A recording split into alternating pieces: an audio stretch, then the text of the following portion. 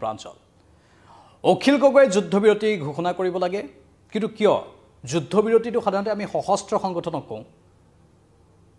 অখিল গগৈ কিয় যুদ্ধবিৰতিৰ কথা কৈছে কোনে কৈছে এই সকলো কথা আমি আপোনালোকৰ বাবে আগবঢ়াম ভাষ্যৰ ৰূপত আপোনালোকে পোনপটীয়া সম্প্ৰচাৰত সেইখিনি দেখা পাব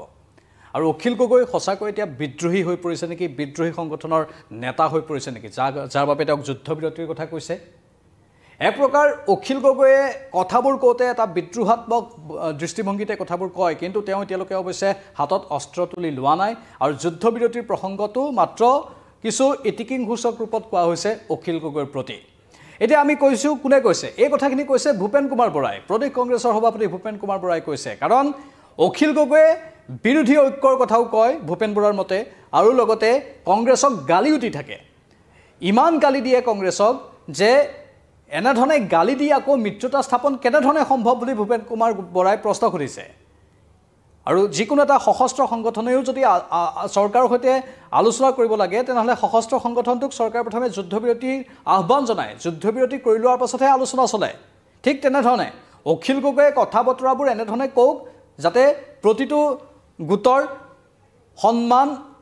বলবৎ হৈ থাকে সন্মানত যাতে আঘাত নহয় আৰু এই গালি দিয়া প্ৰৱণতাটো গালি দিয়া স্বভাৱটো এৰক আৰু তাৰ পাছত বন্ধুত্বৰ কথা কওক তাৰ পাছত মিত্ৰতাৰ কথা কওক আৰু যদি সেইখিনি কৰিব নোৱাৰে অখিল গগৈয়ে তেনেহ'লে মিত্ৰতাৰ কথা কৈ লাভ নাই বুলি উল্লেখ কৰিছে ভূপেন কুমাৰ বৰাই কিছু সময় পূৰ্বে ভূপেন কুমাৰ বৰাই সেই ভাষ্য আগবঢ়াইছে আৰু গুৰুত্বপূৰ্ণ কথা কৈছে মিত্ৰতা সন্দৰ্ভত কাৰণ আমি জানো এইবাৰ বিগত উপনিৰ্বাচনৰ সময়তো আমি দেখিবলৈ পালোঁ তেওঁলোকৰ সৈতে ঐক্যমতত উপনীত নহ'ল আৰু ঐক্যমতত উপনীত নোহোৱাৰ ফলত বিৰোধী ঐক্যত ভাঙোন সৃষ্টি হ'ল বিশেষকৈ বিহালী সমষ্টিটোক লৈ বিহালীত কংগ্ৰেছেও প্ৰাৰ্থী দিলে গৌৰৱ গগৈয়ে খামুচি ধৰি আছিল তেওঁৰ সিদ্ধান্তত আৰু ইফালে অসম সন্মিলিত মৰ্চায়ো প্ৰাৰ্থী দিলে CPIMৰ সেই প্ৰাৰ্থীগৰাকী মানে এই দুয়োটা শিবিৰে যেতিয়া প্ৰাৰ্থী দি দিলে তেতিয়া অখিল গগৈয়ে গৌৰৱ গগৈক কতো সমালোচনা কৰিছিল ভূপেন বৰাক কতো সমালোচনা কৰিছিল আৰু সমালোচনা কৰি এক প্ৰকাৰ ভূপেন কুমাৰ বৰাৰ মতে সকলো হেনো সীমা চেৰাই গৈছিলে সেই তেনেধৰণৰ ব্যৱহাৰ এৰিব লাগিব যদি সঁচাকৈ তেওঁলোকে মিত্ৰতা বিচাৰে এতিয়া 26ৰ নিৰ্বাচন আহি আছে যদি তেওঁলোকে নিজৰ কথা বতৰাবোৰ অলপ শান্ত সমাহিত ৰূপত সন্মুখলৈ নানে তেনেহ'লে অসমৰ জনসাধাৰণে ভুল বুজিব আৰু অসমৰ জনসাধাৰণে ভুল বুজিলেই বিৰোধী শিবিৰত ই এটা আঘাত হিচাপে প্ৰতিপন্ন হ'ব আৰু তেওঁলোকৰ ঐক্য এনেও মানুহৰ জনমানসত মানুহৰ জ্ঞানৰ পৰা সেই ঐক্যৰ কোনো যে অস্তিত্ব নাই সেই কথাটো ওলাই পৰিব সেয়েহে ভূপেন কুমাৰ বৰাই কৈছে যে আপোনালোকে যদি সঁচাকৈ এটা আলোচনা বিচাৰে সঁচাকৈ যদি মিত্ৰতা বিচাৰে তেনেহ'লে এক প্ৰকাৰ যুদ্ধবিৰতি কৰক মানে এই গালি গালাচ এইবোৰ এৰক আৰু কোনেও শিৰ নত কৰিব নোৱাৰে কোনেও কঁকাল বেকা কৰি যাব নোৱাৰে কঁকাল বেকা কৰি যদি কোনোবাই আপোনাৰ কাষত আহিম বুলি ভাবিছে তেনেহ'লে সেয়া আপোনাৰ ভুল ধাৰণা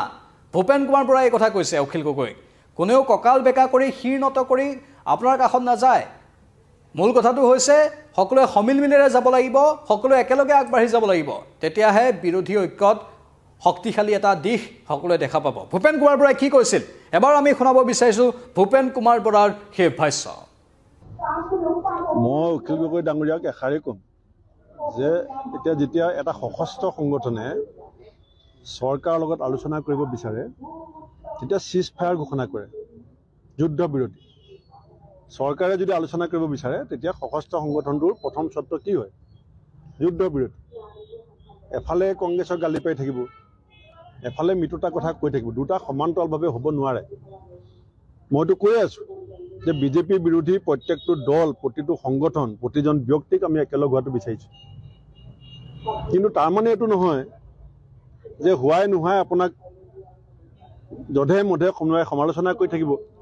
আৰু আপুনি কেৱল সব কথা বাদ দি পেলাই ৰাজহাড় বেকাৰ কৰি পেলাই বন্ধুত্ব কৰিব এইটোতো সম্ভৱ নহয় সেইকাৰণে মই তেখেতক এষাৰেই ক'ম যদি সঁচা হৈছে বিজেপি বিৰোধী শক্তি হিচাপে আমি যোনে নিজক পৰিচয় দিব বিচাৰোঁ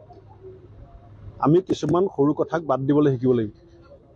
কিছুমান বিষয়ক বাদ দি বৃহত্তৰ স্বাৰ্থৰ খাতিৰত জাতীয় স্বাৰ্থৰ খাতিৰত সাম্প্ৰদায়িক বিভাজনকে আমি বিজেপিক প্ৰতিহত কৰিবৰ কাৰণে আমি একত্ৰিত হ'বলৈ হ'লে আমি কিছু সংযমো হ'ব লাগিব আৰু ভূপেন কুমাৰ বৰাৰ ভাষ্য আপোনালোকে শুনিলে গুৰুত্বপূৰ্ণ কথাই কৈছে স্বাভাৱিকতে অখিল গগৈৰ এনেধৰণৰ কিছু কথা বা এনেধৰণৰ তেওঁৰ কিছু বক্তব্যই বিভিন্ন সময়ত বহুতক আঘাত দিয়া আমি দেখিবলৈ পাইছোঁ অৱশ্যে এয়া তেওঁলোকৰ নিজৰ বিষয় দলীয় বিষয় এটা দলৰ সৈতে আন এটা দলৰ সম্পৰ্কৰ বিষয় এয়া বিৰোধীৰ বিষয় এতিয়া বিৰোধীয়ে সেই কথাবোৰ কেনেধৰণে মিটমাট কৰি লয় সেইটো তেওঁলোকে চাব কিন্তু এতিয়া অখিল গগৈক ভাল পোৱা মানুহ বহুত আছে অখিল গগৈক তেনেধৰণে বেয়া পোৱা মানুহ বহুত আছে সকলো দলক বা সকলো নেতাক ভাল পোৱা মানুহ যেনেধৰণে থাকে বেয়া পোৱা মানুহ থাকে এতিয়া অখিল গগৈৰ কোনটো গুণক মানুহে ভাল পায় কোনটো গুণক বেয়া পায় সেইটো স্বাভাৱিকতেই ভূপেন বৰাই কৈ দিব নোৱাৰে বা ভূপেন বৰাৰ কথা মতেও কোনো নচলে কিন্তু ক'ৰবাত কিবা প্ৰকাৰে এই কথাখিনিৰ গুৰুত্বতা যে আছে সেইটো নুই কৰিবও হয়তো নোৱাৰি আপোনালোকে কি কয় এই ক্ষেত্ৰত মতামত কমেণ্ট বক্সত কমেণ্ট কৰি জনাব আমিও লক্ষ্য ৰাখিম অখিল গগৈৰ প্ৰতিক্ৰিয়া এই সন্দৰ্ভত কি আহে পৰৱৰ্তী সময়ত অখিল গগৈৰ প্ৰতিক্ৰিয়াটো আমি সম্প্ৰচাৰ কৰিবলৈ চেষ্টা কৰিম এই মুহূৰ্তত বিদায় লৈছোঁ চাই থাকক নিউজ 18 অসম নৰ্থ ইষ্ট নমস্কাৰ